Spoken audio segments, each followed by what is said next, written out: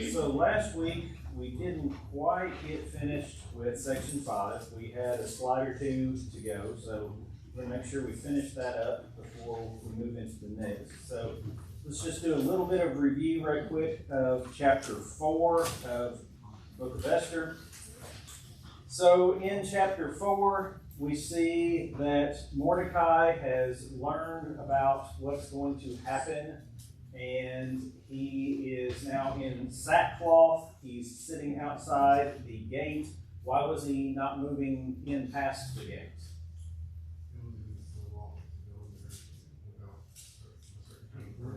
Right.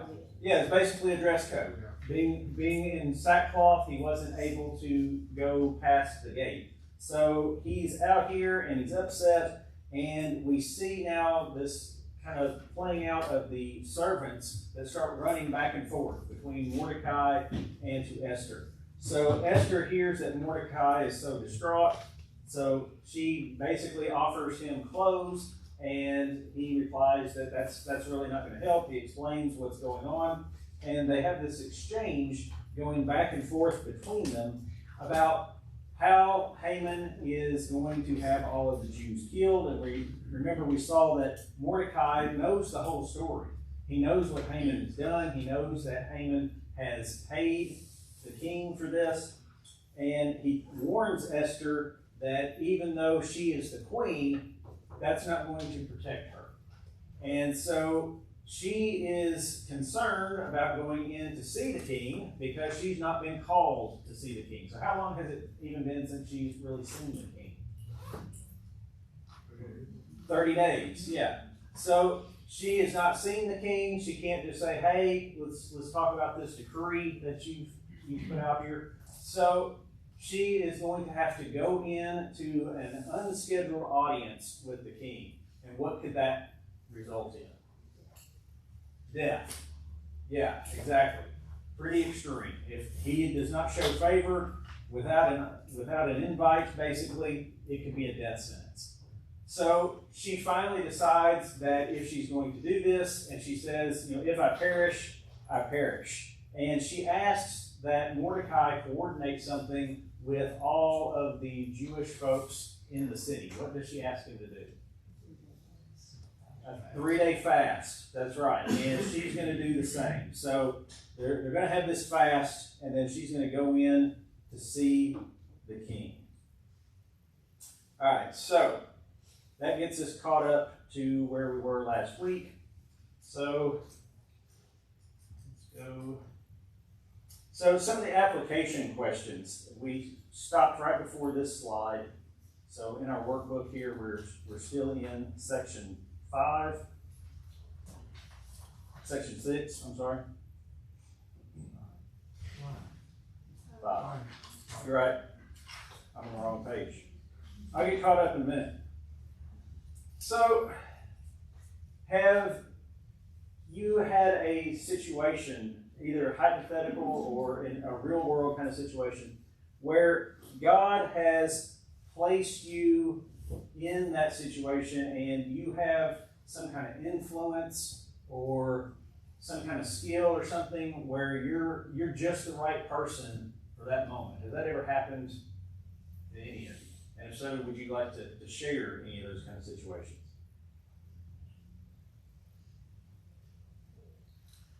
It's a way to define crisis. You tell me. How would you like to define crisis?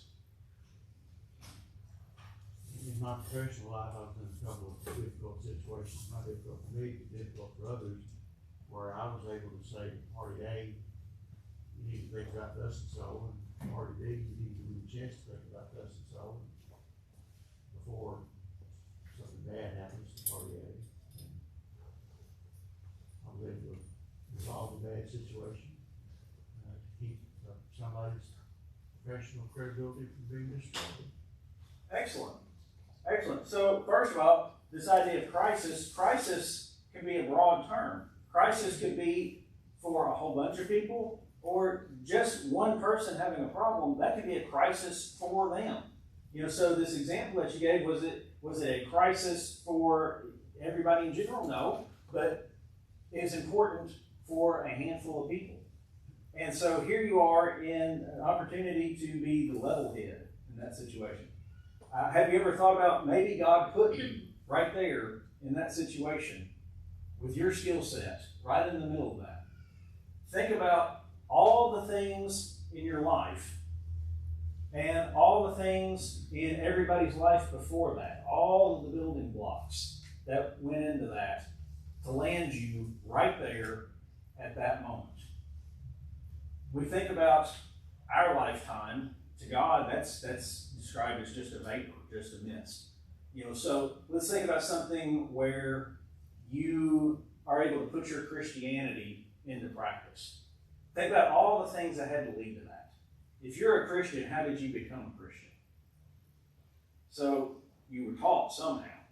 So think about the church that you went to, the first church you went to. You didn't build that church. Other people built that church. Well, where did that church come from?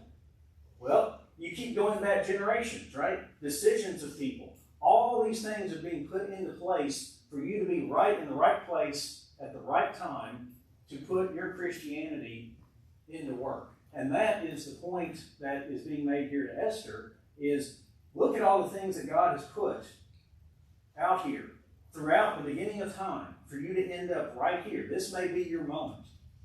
So, have we ever found ourselves missing the mark? Well, why is that such a big deal? Well, look how many pieces. Like, it's the dominoes, and these dominoes have been falling since Adam and Eve. They've been falling right to the point of you doing whatever it is with your Christianity in that moment. And when we fail to act, we pick that domino up, and it stops right there. Now, God may have other dominoes falling with other people, and He may pick up where we left off. But it really is that big of a deal. God has put all of His plan in motion, and we are integral parts of that in the lives of other people. And so when we decide not to do what the Christian thing to do would be, when we decide not to speak to somebody, when we decide not to stand up for somebody, sometimes we may be right where God wanted us to be, and we just pull that domino out. That can be the impact. And that's why it's so important. That's why God tells us, be ready at all times, in season, out of season. You don't know when your moment's going to come. For Esther, here is this moment.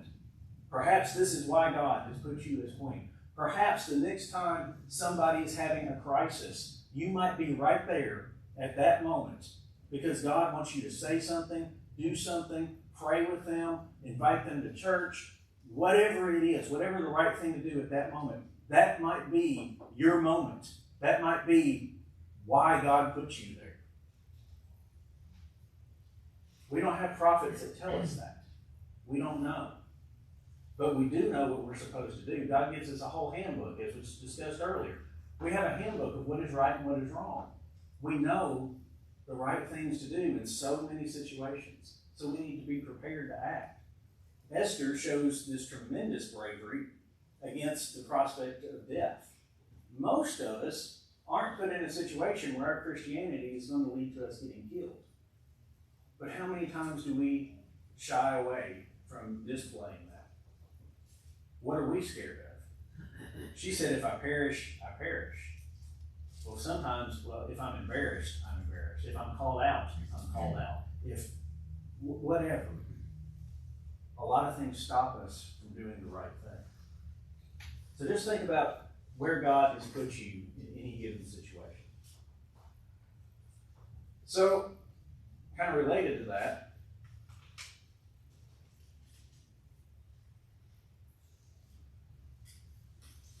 fear, danger, when those are in front of us, what's the example that Esther gives us? How should we respond?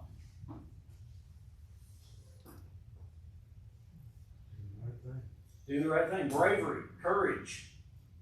So who was it the other day? I think it was maybe during the devotional, said something like, courage is not being afraid, but courage is doing the right thing even when you are afraid. Esther was certainly afraid, but she did the right thing. And that's a great lesson for us. And so in her situation, we're going to see that plays out. Yes, ma'am. Charles, I just think too that something that's really evident in this is that she asked people to pray for her, and she asked people for their help, and she asked people to fast, and really she gained a lot of help and maybe courage from that. Absolutely, absolutely. She called on her community. She called on her family. Absolutely. Now, I don't want to just be up here saying platitudes. I don't want you to think that anything and everything that you do, if you're motivated to do it for God, that everything is going to work out great in just the way that you want it to. Okay? How many of people who follow God, terrible things have happened to? Because there's so many people in the world who don't follow God. But God is still telling us, here's the right thing to do. Choose the right thing.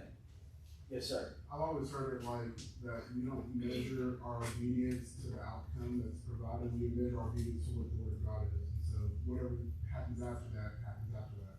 I guess it's whatever. If I die, I die kind of thing. Exactly. Yeah, that's a great way to put it. That's a great way to put it. Absolutely. But that's not always easy. And I'm not up here telling you that it is easy. But we see the example here of courage and calling on others, getting strength from others. You know, this idea of, the spiritual refreshment that was talked about in the devotional tonight. Again, we need that refreshing. We need that strengthening. Isn't it a whole lot easier to go out and talk to people about Jesus tomorrow if you came here tonight and you heard about Jesus and you were strengthened in your faith, you were renewed in it, and you start thinking about, okay, I want to be ready to act in that moment. We need that. That builds us up. That strengthens us. And so that's the example that Esther's giving us. Help me. Pray for me. Fast for me. Build me up. We need to be doing that for each other. And if you're facing things in life, don't face it alone. That's the beauty of the church. That's why God has pulled us together. He said, hey, let's take a whole bunch of people that have the same understanding of what is right and what is wrong, and let's put them in a group so that they can help each other along. So if you're not sharing with each other and trying to rely on each other, you're missing out on one of the most powerful tools that God is giving you. Us. And we see Esther doing that same thing. All right, and that leads into really this other point here. Do we prepare spiritually through prayer, fasting, or counsel before acting? So,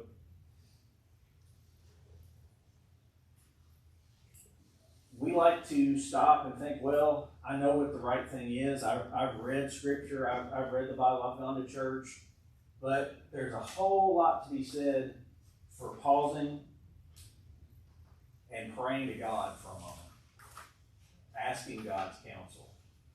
Asking for His wisdom. God answers prayer. God's going to answer every prayer that you pray.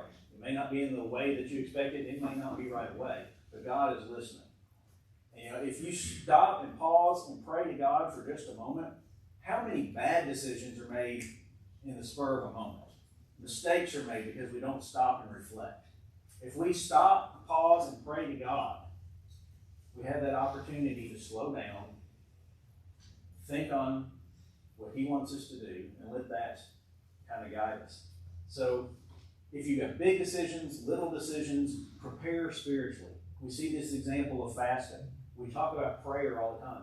Counsel, talking to other Christians, referring to Scripture. Go to God's Word and see what it says about different situations that you may run into. All right, so that was slide 8. Slide 9 here. The conclusion. So chapter 4, it challenges us. Faith without action can miss God's moment. And I know that is a challenge. That is a very, very hard thing for us to be prepared to deal with. But God expects us to put action to our faith. We claim to be Christian. Well, show me your faith without your works. How do you do that?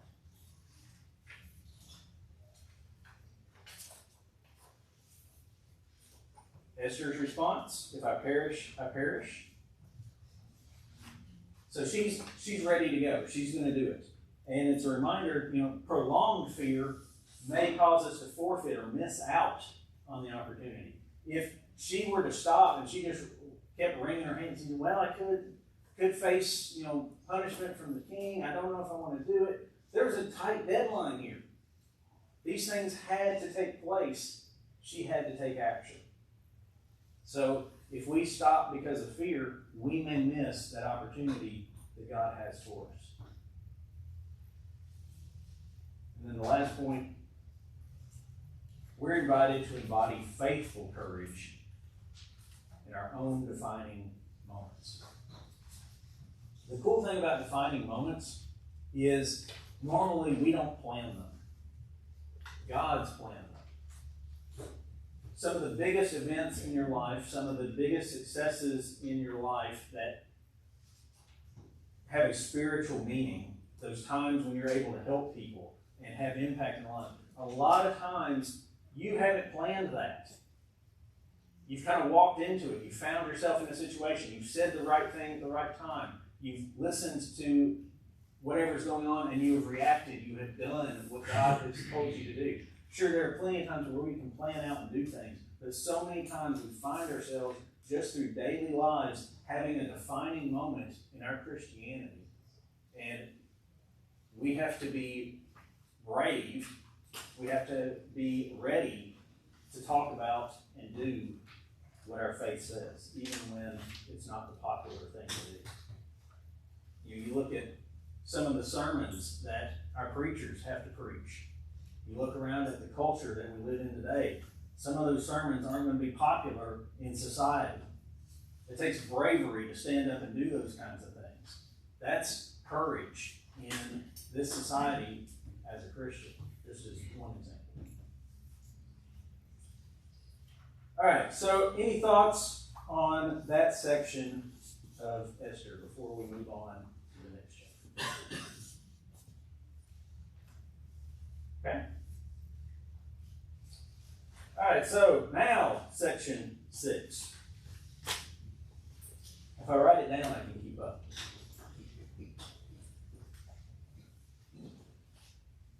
All right, so let's read now chapter 5 of the book of Esther. So let's divide this up a little bit. So would somebody care to read for us, how about the first 8 verses? Esther 5, verses 1 through 8. Now it happened on the third day that Esther put on her royal robes and stood in the inner court of the king's palace across from the king's house, while the king sat on his royal throne in the royal house, facing the entrance of the house. So it was when the king saw Queen Esther standing in the court, that she found favor in his sight, and the king held out to Esther the golden scepter that was in his hand. Then Esther went near and touched the top of the scepter. The king said to her, "What do you wish, Queen Esther? What is your request? It shall be given to you up to half the kingdom." So Esther answered, "If it pleases the king, let the king and Haman come today to the banquet that I have prepared for him." And the king said, "Bring Haman quickly, that he may do as Esther has said." So the king and Haman went to the banquet that Esther had prepared. At the banquet of wine, the king said to Esther, "What is your petition? It shall be granted to you. What is your request? Up to half the kingdom, it shall be done." Then Esther answered and said, "My petition and request is this: if I have found favor in the sight of the king, and if it pleases the king to grant my petition and fulfill my request, then let the king and Haman come to the banquet which I will prepare for them, and tomorrow I will do as the king has asked." That's it. All right, thank you. Okay, somebody pick up there, 9 through 14.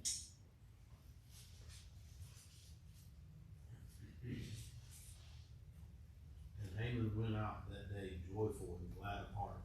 But when Haman saw Mordecai at the king's gate, that he neither rose nor trembled before him, he was filled with wrath against Mordecai.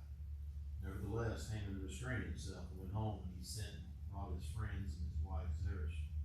And Haman recounted to them the splendor of his riches, the number of his sons, and all the promotions with which the king had honored him, and how he had advanced him above the officials and the servants of the king. Then Haman said, "Even Queen Esther, let no one but me come with the king to the feast she prepared. And tomorrow also I am invited by her together with the king. Yet all of this is worth nothing to me, so long as I I see Mordecai the Jew sitting at the king's gate. Then his wife Zeresh and all his friends said to him, let a gallows 50 cubits high be made, and in the morning tell the king to have Mordecai hanged upon it. Then go joyfully with the king to the feast. This idea pleased Haman, and he had the gallows made. All right. So we see Esther go in. It's on the third day. That's important. Why is it the third day? Well, she had asked for them to do this fast for them.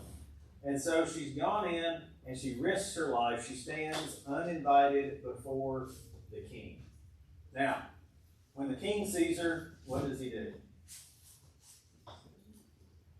He holds out his scepter. That's right. So here is a sign of his authority, and he holds it out toward her. So by doing so, he is showing his grace. He's showing mercy toward her. He's not going to have her killed.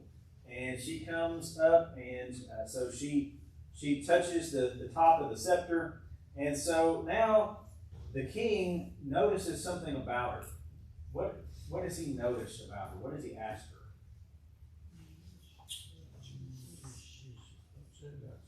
Yeah, he can tell she's upset about something.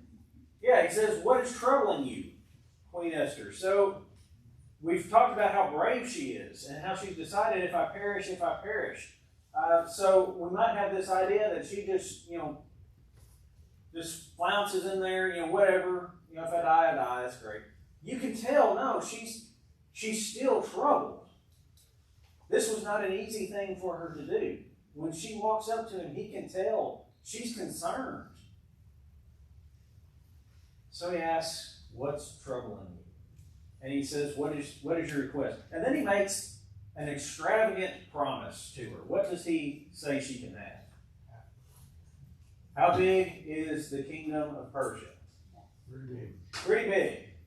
All right. Remember we talked about how we think that Ahasuerus is Xerxes, because Xerxes the first was known for being easily influenced by women and making really, really rash decisions. Here, his queen has walked in and he sees that she's troubled, and he says, what do you want? I'll give you half the kingdom. Half the kingdom. That's a pretty bold thing to say. He has no idea what she's going to ask for. But it's probably not going to trouble him too much, whatever she asks for. Because what have we seen about his decision-making skills? They make no sense. Yeah, he is a rash king. He makes some wild ideas. Haman came to him and said, hey, let's kill this whole group of people. And he's like, sure, why not? Sounds great, let's go drink. When Vashti refused to come, he's like, let's just throw the queen out. That's fine. And his advisor said, hey, let's pass a law that says all women must be subservient to them. Yeah, let's do that. He makes rash decisions. Here's another one. I'll give you up to half the kingdom. Just because she looks troubled. She's come in, you can have half of the kingdom. All right, but what does she ask for?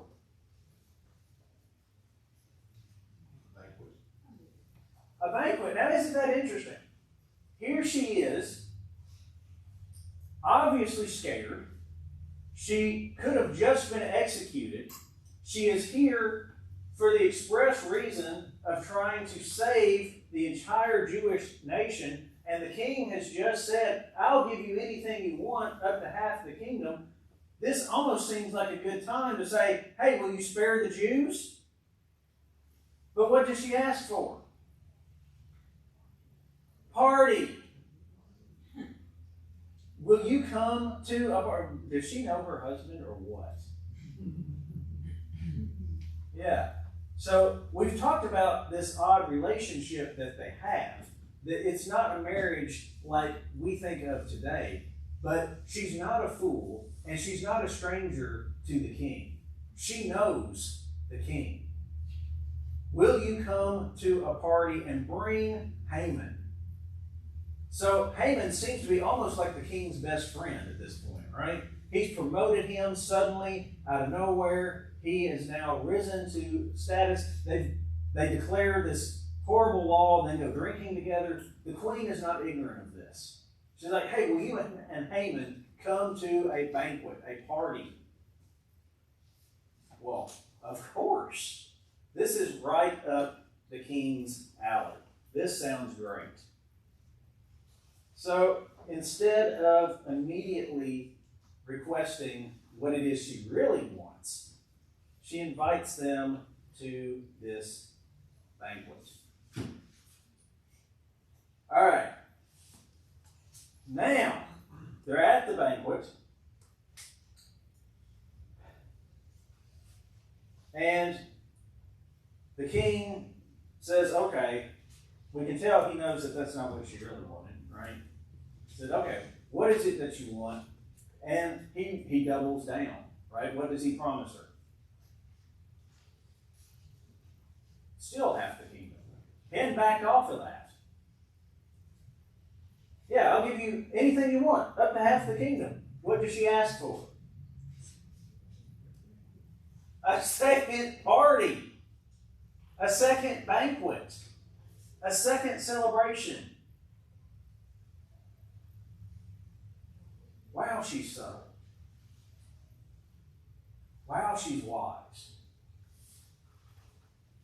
She knows how to get him exactly into the situation that she wants him in.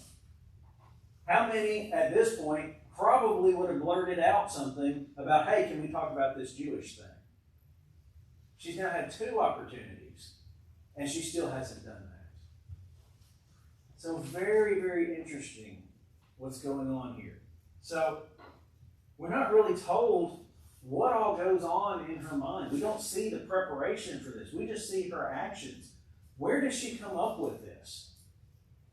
Is God helping her with this? Is her prayer helping her with this? Does she have good advisors who are helping her with this? Is this all on her own? We can suppose and suppose all we want. But what we are seeing is a master class in using subtlety and influence over brute force. All from this young woman. A young woman that I'd dare say Haman has vastly overestimated or underestimated. He has no idea what he's dealing with here. All right, so speaking of Haman,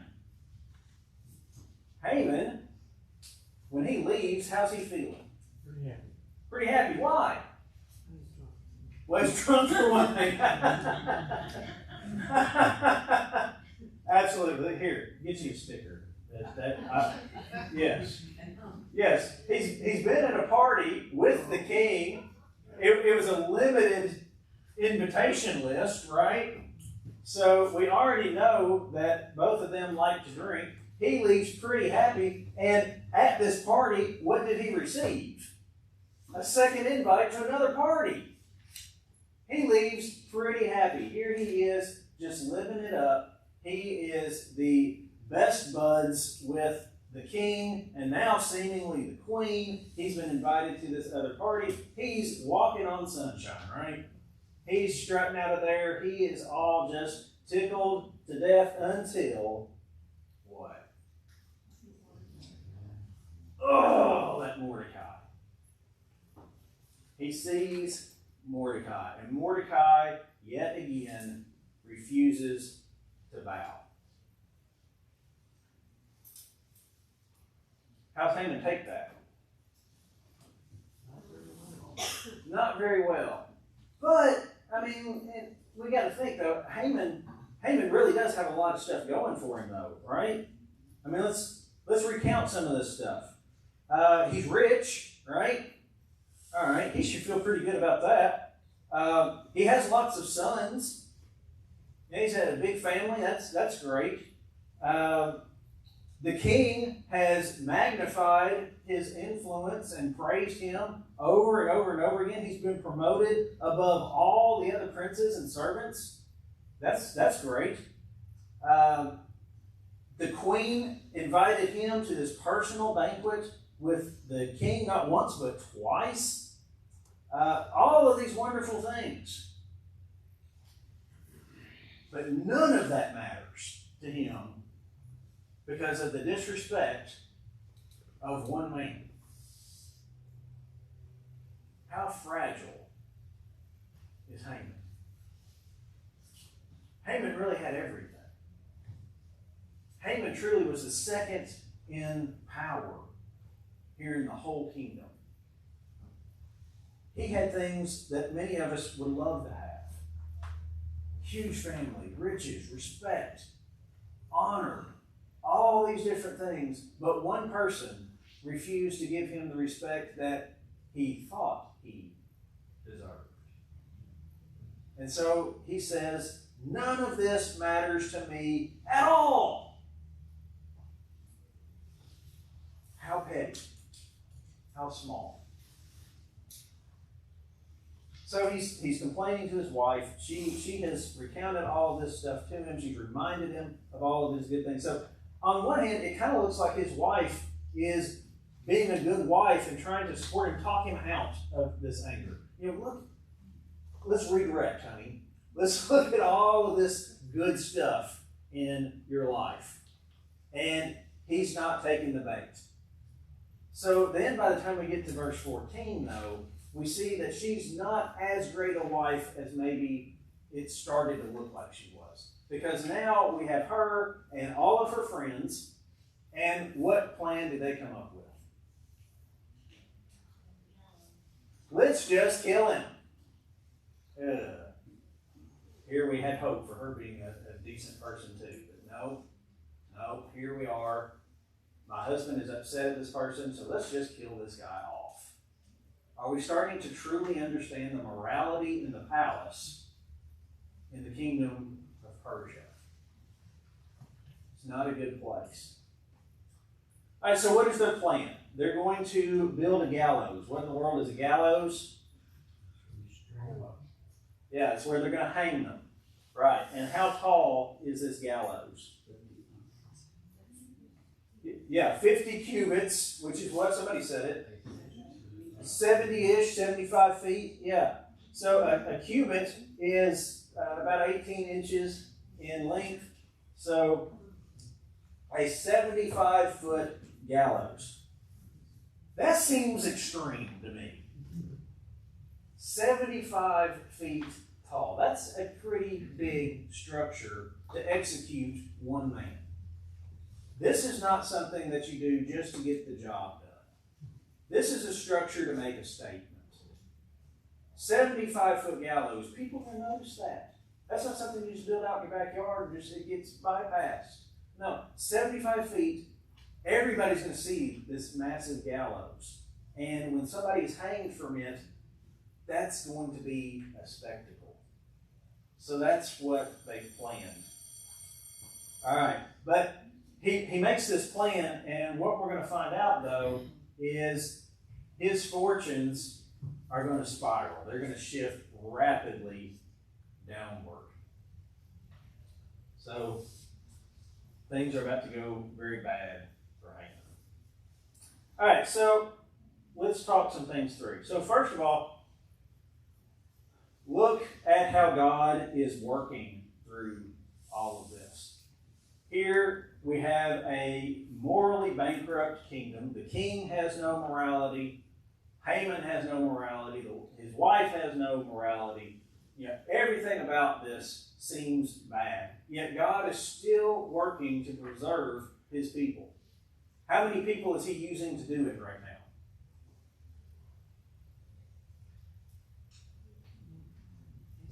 Yeah, at least 2. But we also had all of the people fasting. We had all of the people praying. And I mentioned, we don't know how Esther came up with this plan. Were there people helping her talk through this plan? Was it her and God one-on-one? We don't really know. There could be other kind of unsung heroes in this also. But God is working, but he is not screaming from the rooftops here saying, hey, Esther, here's the plan. Here's how it's all going to be done. We look in the life of Moses, there's this column of fire. There's the Red Sea parted. There's all of this amazing flash and bang kind of thing. Here, it's very subtle. But it's just as powerful. The threat to the Jews is just as real right here as it was when Pharaoh was pursuing them. And God saved them through these amazing signs.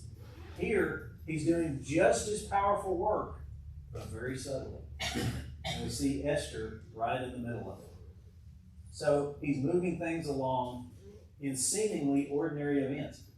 The person from the outside looking in probably wouldn't even notice. The people who don't believe in our God wouldn't even see this. They would be blind to it. But that doesn't stop him from working. All right, so we see some of the things God's using. Banquets. Yeah, God's using parties, believe it or not, to accomplish his will. Sleepless nights. Can you imagine all of the anguish and angst and frustration that Esther went to preparing for this? God used that. For those of us who have sleepless nights with angst and frustration and fear, that should be encouraging. Because God is helping us. He's going to use those things. All those things you think about and things that motivate you and the ideas that you come up with, all of that can be part of God's grander plan. Even a gallows. Well, this is not the first time that God has used an instrument of death and it turned out to be something that is positive for his people. We think of the cross. This is a reflection of the cross. You know, it's a very human story, but we see a spiritual application of it later when Jesus is upon the cross. So these appear mundane, but they're all working together into God's plan. God had it under control the entire time. So we can't see God's plan, but we need to trust God's plan. If we looked at any of these pieces, would they just jump out of it at us and be like, oh, there's God at work? When I say, hey, let's have a party, do you think, oh, there's God at work? Hey, let's build a gallows. Oh, there's God at work. We got to trust. God is using all these different things, and they're all still moving toward what he wants accomplished. All right, we're going to see Mordecai, he's going to move from this death sentence to honor. So we haven't read that yet, but we know in the story, Mordecai is going to be the one that is going to be honored. So Haman is going to move from power to destruction. So sometimes the worldly odds seem stacked against us. There's nobody, no matter how much power they have, how much influence they have, nobody is going to have influence greater than God. It's always going to work out in God's favor. All right, that's where we'll wrap up. And we got a couple more slides, so we'll pick up on those next week.